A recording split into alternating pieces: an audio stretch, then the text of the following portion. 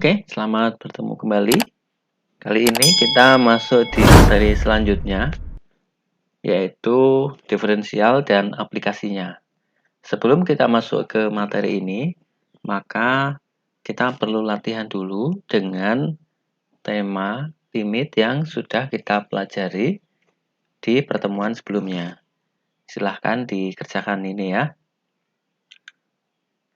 Nomor 5 sampai 68. Silahkan dipelajari karena limit ini nanti banyak sekali digunakan dalam dasar diferensial. Oke, langsung masuk ke materi. Nah, diferensial itu atau turunan itu sangat berkaitan erat dengan garis singgung. Nah, jadi garis singgung ini merupakan salah satu aplikasi dari diferensial yang sangat penting. Dan secara parsial, solusi persamaan garis singgung itu sudah dikemukakan oleh orang yang sudah cukup lama, misalkan Pierre de Fermat, René Descartes, Christian Huygens, Isaac Barrow, dan yang lain sebagainya. Dan tentunya yang paling kita ingat adalah Sir Isaac Newton dan Leibniz yang banyak membahas secara khusus tentang garis singgung ini pada sebuah kurva. Kita bayangkan garis singgung itu apa? Nah, garis singgung kita ingin remind bahwa garis singgung suatu fungsi di titik A, jadi pastinya nanti garis singgung itu hanya ada di satu titik. Adalah garis yang hanya menyentuh grafik fungsi fx itu di titik A, di titik yang bersangkutan. Nah, perhatikan gambar di bawah. Misalkan gambar yang pertama, dia titik P, garis singgungnya di titik P ini dengan grafik seperti yang kurva parabola ini, maka garisnya lurus. Sementara begitu grafiknya itu berubah menjadi bentuk lereng seperti ini, maka grafiknya dia miring. Ini miring negatif ya, gradiennya negatif. Kita perlu ingat yang kemarin pelajaran garis singgung. Terus kemudian seandainya dia arahnya ke sana, maka menjadi positif. Ini adalah sifat garis singgung yang ada di suatu kurva tertentu. Jadi dia tidak ada di titik yang lainnya selain di titik itu. Nah, untuk kita mendapatkan garis singgung di sebuah kurva, maka dapat diperoleh dengan menggunakan persamaan slope dalam mencari gradien. Karena slope itu memang M ya, M atau gradien itu adalah slope. Kita bisa bayangkan misalkan ini ada dua buah contoh yang mirip sebenarnya. Misalkan ada kurva yang bentuknya melengkung seperti ini. Kita sebenarnya ingin garis singgung yang ada di titik yang di sini. Nah, kita bisa mendekatinya dengan menggunakan perubahan dari nilai Y dan perubahan dari nilai X atau delta Y dan delta X. Jadi kalau kita buat seperti ini, jarak di dua titik ini agak jauh, maka dia bentuknya tidak garis singgung, tapi dia memotong di dua buah titik. Semakin mendekat ke kurva yang melengkung ini, yang di titik terakhir, maka dia nanti hanya memotong di titik C, Fc. Ini kenapa? Karena delta X dan delta Y itu nilainya mendekati 0. Jadi semakin kecil jarak delta X dan delta Y ini. Ini adalah konsep dari garis singgung. Nah, kalau dalam perumusan kita bisa menggunakan rumus limit X mendekati 0. Jadi delta Y dibagi delta X itu sama dengan dari perubahan dari nilai fungsi dalam skala delta X dibagi delta X ini adalah M. Seperti rumus yang ini ya. Nah, contohnya misalkan kita ingin mencari slope pada persamaan 2x min 1 di titik 1,3. Nah, persamaan 2x min 1 kita bisa menggunakan persamaan ini untuk mencarinya. Jadi kita langsung masukkan. Jadi limit x mendekati 0 di mana f, ingat titiknya ini x-nya. Berarti c-nya itu 1 dan ininya 3. Jadi Anda tinggal masukkan saja F1 plus delta X dikurang F1 dibagi delta X. Nah, ini 1 plus delta X ini kita anggap sebuah satu kesatuan sehingga nanti dikalikan dengan 2 lalu dikurang 1. Nah, ini yang sebelah sini karena dia tidak ada delta X tinggal masukkan 2 kali 1 min 1. Sehingga hasilnya adalah 2 plus 2X min 1 min 1. Sehingga satunya itu 2-nya itu hilang. Jadi tinggal 2 kali delta X dibagi delta X. Limit X mendekati 0. Hasilnya adalah delta X yang bisa kita sederhanakan sehingga hasilnya adalah 2. Nah, sehingga kita mendapatkan slope untuk fungsi fx sama dengan 2x min 1 di titik 1,3 nilainya adalah 2. Selanjutnya, kita bisa mencari nilai dari fx sama dengan x kuadrat min 1 di titik a, b. Dengan cara yang sama, Anda tinggal memasukkan saja nilai a dan b ini ke dalam persamaan ini. Jadi, C-nya ini masuk, lalu dikuadratkan, ingat sini C kuadrat min 1, yang ini C kuadrat min 1. Nah, sedangkan ini Anda tinggal memasukkan saja. Jadi ini misalkan titiknya itu C, FC, maka akan kita dapatkan nilainya adalah 2C. 2C. Nah, jadi slope di titik AB itu sama dengan C-nya itu sebenarnya ini adalah titik X ya. Jadi 2 kali X. Jadi ini menjadi titik 2 kali A. Jadi M-nya adalah 2 kali A. Jadi misalkan titiknya itu 2,4, maka slope-nya adalah 2 kali 2, yaitu sama dengan 4. Nah, ini ada kasus yang spesial. Bagaimana kalau bentuk fungsinya itu adalah bentuk fungsi mutlak. Misalkan fx sama dengan nilai mutlak dari x min 2. Nah, kita bisa melihat di figur sebelahnya, di gambar sebelahnya, yang mana fungsi ini continue di x sama dengan 2. Jadi di sini x sama dengan 2, tetapi satu sisi limitnya itu berubah ya. Yang satunya itu negatif, yang satunya itu ke arah positif. Kita tinggal masukkan limit x fx min 2 dibagi x min 2 ini sama dengan min 1. Yang sebelah itu adalah 1 kalau kita ke arah kanan. Dan tidak sama, sehingga fungsi f itu tidak bisa didiferensialkan di x sama dengan 2. Sehingga grafik ini tidak memiliki tangan di titik ini. Oke. Nah, contoh selanjutnya adalah fungsi fx sama dengan x sepertiga, x pangkat sepertiga. Nah, nilai ini continue di x sama dengan 0. Seperti ditunjukkan di grafik yang sebelah. Jadi tidak patah seperti yang ada di grafik di atasnya. Tetapi karena kalau kita masukkan limit fx ini, jadi fx min fx dikurang f0 itu sama dengan limit x 1/3 dikurang 0 dibagi x, dan kita bisa dapatkan x-nya itu dikecilkan sini, taruh ke bawah, maka akan kita dapatkan limit x mendekati 0, x-nya itu 2/3.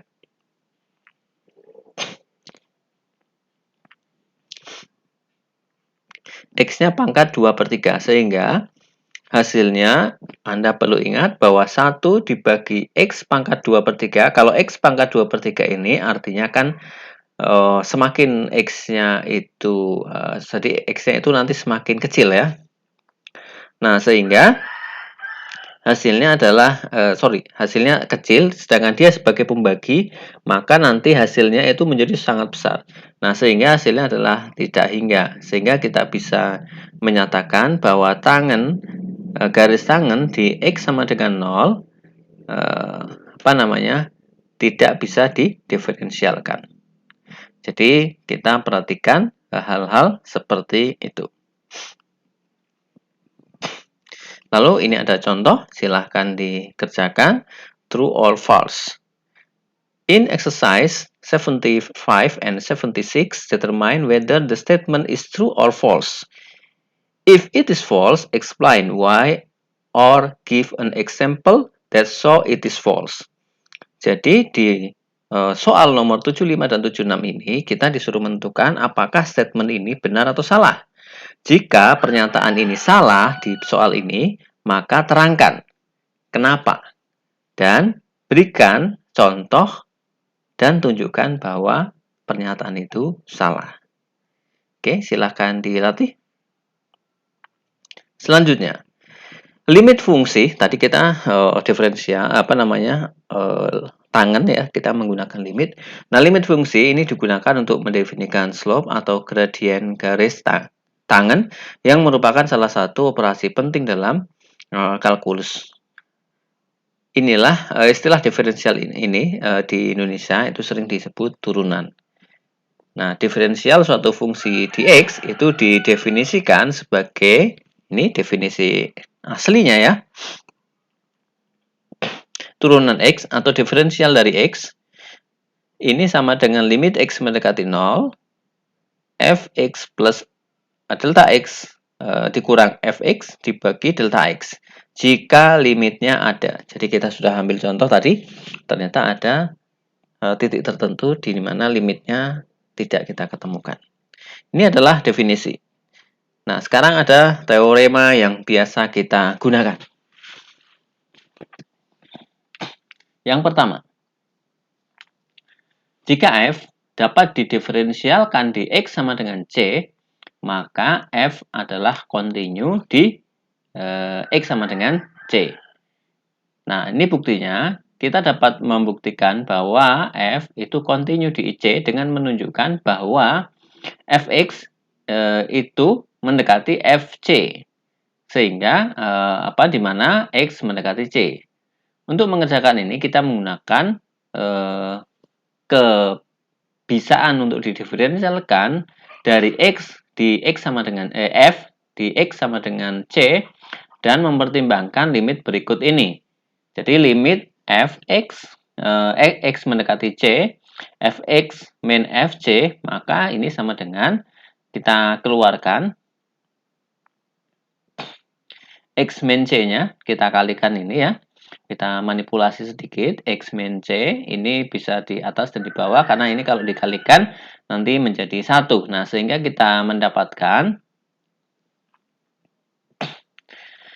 limit x min c kemudian dikalikan dengan limit, ingat limit kali bisa dipisahkan, limit fx min fc dikurang x min c. Nah, yang ini adalah limit turunan untuk x sama fc.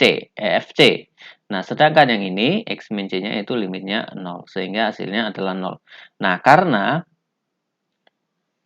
perbedaan antara fx dan fc itu mendekati 0, karena x mendekati c, otomatis nanti nilainya juga sangat dekat. Kita menyimpulkan bahwa limit fx itu sama dengan fc, sehingga f kontinu di x sama dengan c. Nah, di sini ada aturan kedua adalah aturan konstanta. Turunan dari sebuah konstanta adalah 0. Nah, jadi dc dx itu sama dengan 0. Jadi di sini ada pembuktiannya. Misalkan fx sama dengan c, maka dengan definisi asli dari diferensial menggunakan limit, yaitu limit delta x mendekati 0, di mana fungsinya adalah f, x plus delta x dikurang fx, maka kita bisa dapatkan karena nilai x-nya itu mendekati delta x mendekati 0, maka fx plus delta delta x ini mendekati c kan? Sehingga kita dapatkan c min c sama dengan 0. Jadi 0 dibagi delta x ini hasilnya 0. Terbukti. Nah, ini ada teorema selanjutnya adalah aturan perpangkatan. Jika n adalah bilangan rasional, maka fungsi fx sama dengan x pangkat n adalah bisa didiferensialkan, maka x pangkat n dx itu sama dengan n-nya, pangkatnya ditaruh depan, dikali dengan x pangkat n min 1. Nah, sebagai bukti jika n adalah positif integer lebih besar dari 1, maka dengan menggunakan ekspansi binomial, maka kita bisa mendapatkan nilainya. Anda perlu ingat ya, bilangan ekspansi binomial. Kita dapatkan seperti ini, x pangkat n ditambah n x pangkat min 1 kali delta x dan seterusnya dibagi delta x ya. Jadi nanti kita akan dapatkan nilainya yang delta x ini karena dia dibagi delta x, dia akan menjadi 0 kan. Nah, sehingga kita akan dapatkan nilainya adalah n kali x pangkat n min 1 untuk turunan dari x pangkat n. Nah, Anda mungkin perlu ingat ini ya. Ini aturan ekspansi Newton. Nah, contoh. Carilah persamaan dari garis tangan pada grafik fx sama dengan x kuadrat ketika x sama dengan min 2. Artinya kita disuruh mencari gradien.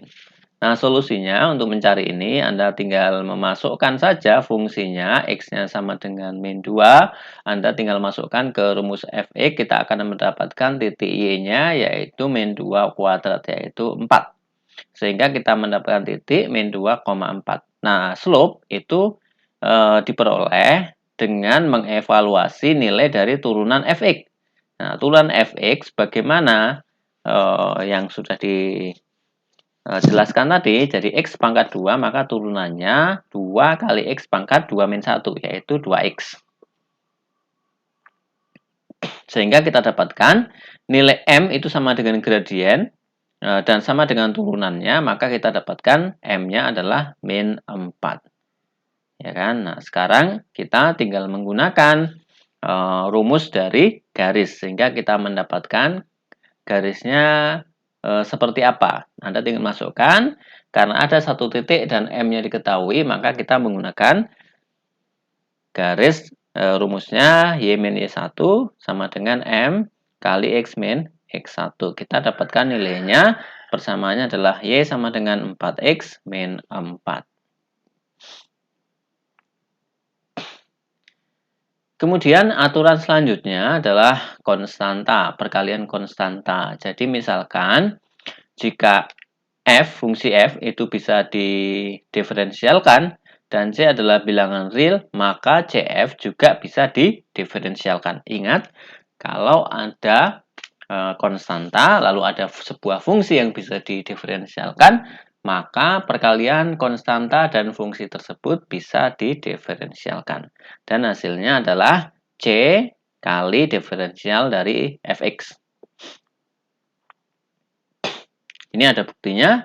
Kita masukkan ini, kita dapatkan cfx plus delta x dikurang cx, kita c-nya bisa dikeluarkan, dan ini yang di dalam itu sama dengan turunan dari fx. Nah, secara informal, konstan multiple rule itu menyatakan bahwa konstanta dapat difaktorkan. Jadi bisa dikeluarkan dari proses diferensial. Kemudian ada teori penjumlahan dan pengurangan pada diferensial. Nah, kalau penjumlahan maka Anda tinggal jumlahkan saja, sedangkan pengurangan Anda tinggal dikurangkan saja. Ini pembuktiannya juga mudah. Selanjutnya, bagaimana kalau turunannya itu adalah sinus dan kosinus? Maka kita mengacu ke limit yang kemarin, bahwa limit delta x mendekati 0, sin delta x per delta x itu 1. Oke kan? Itu nanti dikembangkan lagi. Nanti kita akan dapatkan limit dari sin x itu sama dengan cos x dengan bukti seperti ini. Jadi sin x ini adalah fungsi. Oke, maka Anda masukkan sin ini x plus delta x dikurang sin x. Maka sin x plus delta x ini Anda jabarkan menjadi sin cos, cosin. Kita akan dapatkan nanti cos X sin X dikurang sin kali 1 min cos X. Di sini kita akan mendapatkan cos X kali 1 dikurang dengan sin X kali 0. Sehingga kita dapatkan cos X. Jadi turunan dari sin X sama dengan cos X. Nah, sekarang bagaimana kalau dia bilangan eksponensial atau fungsi eksponensial? Nah, ini juga ada aturannya. Ini ada teorinya. Jadi di pelajaran ini kita akan sudah membuktikan. Jadi tidak hanya menerima rumus tapi juga membuktikan. Misalkan fx sama dengan e pangkat x. Maka turunannya Anda tinggal memasukkan saja bahwa f itu masukkan variabelnya x plus serta x. Nah, karena dia x-nya itu pangkat, maka limitnya adalah x mendekati 0, e pangkat x plus serta x dikurang e pangkat x dibagi delta x. Nah, ini maka e pangkat x-nya bisa dikeluarkan. Ini sama dengan e delta x min 1. Lalu di sini definisi dari e itu adalah limit x mendekati 0 kali dengan 1 plus delta x pangkat 1 per delta x.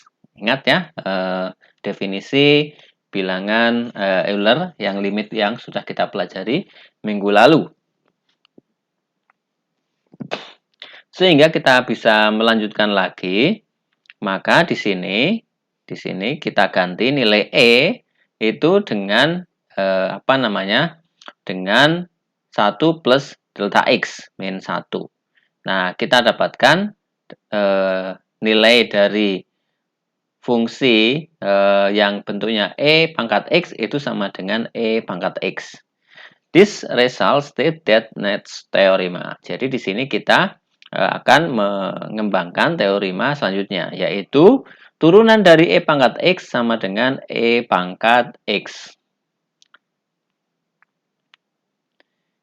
Ini nanti Anda kembangkan isinya ya.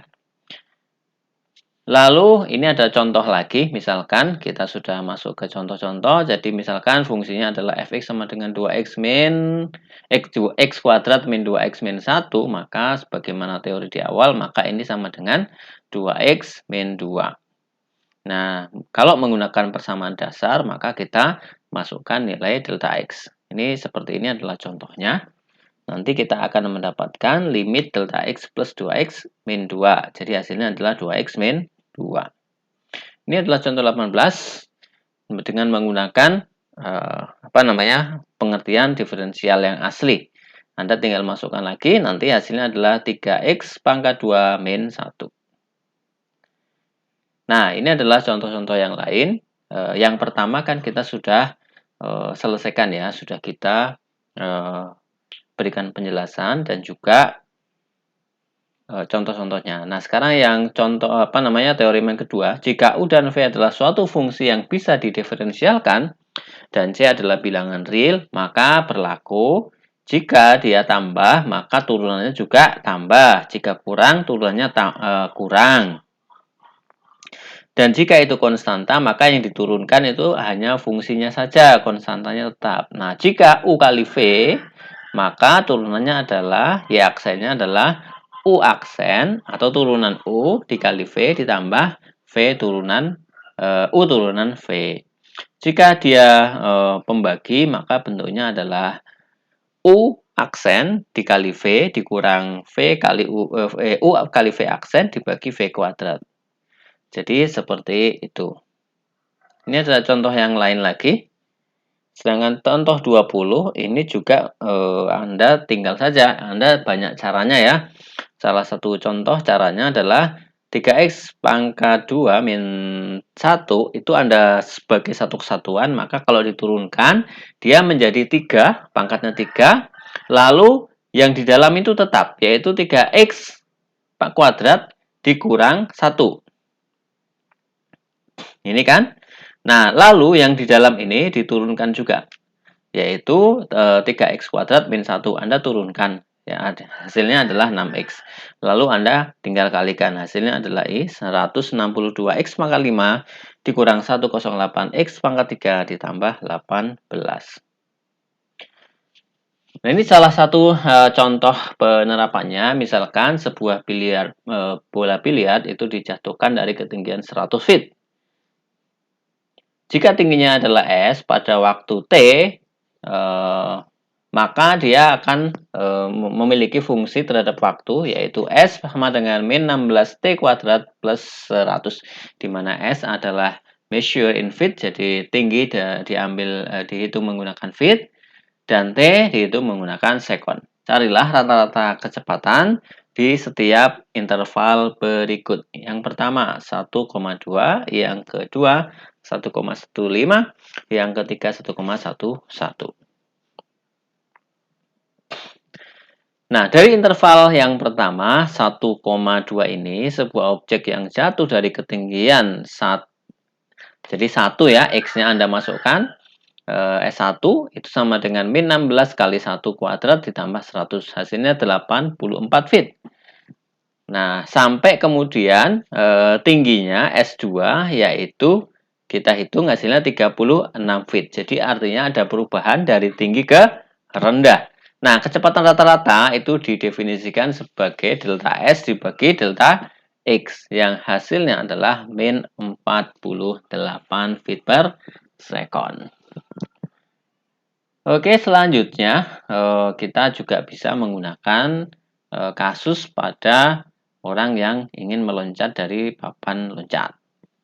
Ini kita bisa menghitung berapa sih kecepatannya, sebagaimana ada yang di sini. Karena papan loncatnya itu tentu orang pertamanya diam.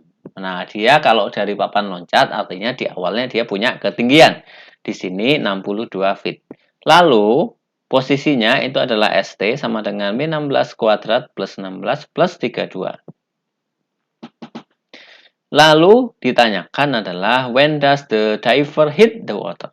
Jadi kapan peloncat tadi itu menyentuh air? Artinya dia sampai di ketinggian 0.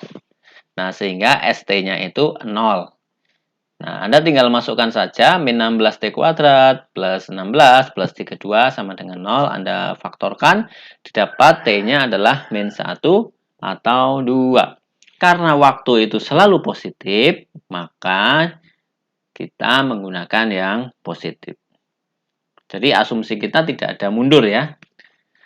Nah, kemudian kecepatan pada saat T, di mana turunannya adalah min 32T plus 16.